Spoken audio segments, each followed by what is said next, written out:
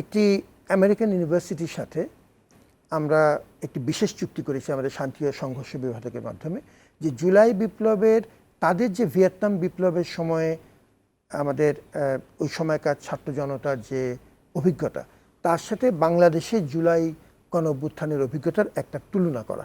এবং আমরা একটা বড় মাপের একাডেমিক প্রকল্প শুরু করেছি এবং এই কাজটির জন্য যুক্তরাষ্ট্রের দুজন ভিজিটিং প্রফেসর আমাদের অলরেডি এসে ঘুরে গেছেন এবং আমাদের শিক্ষকরা, গবেষকরা এই কাজটি এগিয়ে নেওয়ার জন্য এই আগামী 3 বছরের জন্য এই বিশ্ববিদ্যালয়ের সাথে চুক্তিবদ্ধ হয়েছে।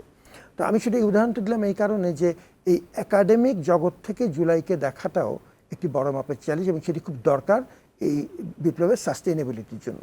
আর হচ্ছে ইতিহাসটা ধরে রাখা, নির্মোহ ঐতিহাসিক একটা বিশ্লেষণ রাখা। আমরা একটি সংগ্রহশালা তৈরি করেছি জুলাই বিপ্লবকে কেন্দ্র করে, একটা বিশেষায়িত সংগ্রহশালা, এবং আমরা বেশ কিছু একাডেমিক সিরিজ এবং সেমিনার তৈরি করেছি এটার জন্য। জি স্যার, এখানে আরেকটি বিষয় দেখতে পাচ্ছি যে সেটি হচ্ছে জুলাই কিন্তু আমাদের মন মানসিকতা মননে কিন্তু সবার কম বেশি পরিবর্তন করে দিয়েছে, সবাই নতুনভাবে ভাবতে শিখছে।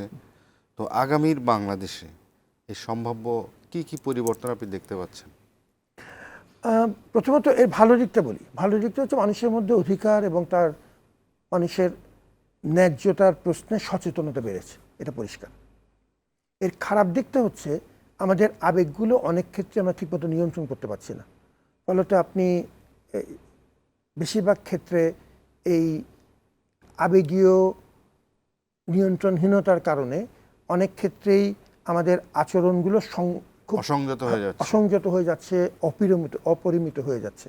এবং এর কারণে এর মূল যে জুলাই বিপ্লবের যে মূল স্পিরিট, সেটি অনেক ক্ষেত্রেই ক্ষতিগ্রস্ত হচ্ছে। এখন আমরা যে অনেকগুলো বিষয় বলি, রাস্তাঘাটে বিশৃঙ্খলা করা, দাবির অংশটুক বা ন্যায্যতার প্রশ্নে আপনি উচ্চকিত থাকবেন, এটি নিয়ে কোনো বক্তব্য নেই। বক্তব্য হচ্ছে তার প্রকাশটা কেমন হবে। অনেক ক্ষেত্রে প্রতিষ্ঠানগুলো অচল হয়ে যাচ্ছে এই ধরনের আচরণের কারণে। তো আমার মনে হয় যে এই ব্যাপারে একটু সচেতন থাকা একান্তই দরকার।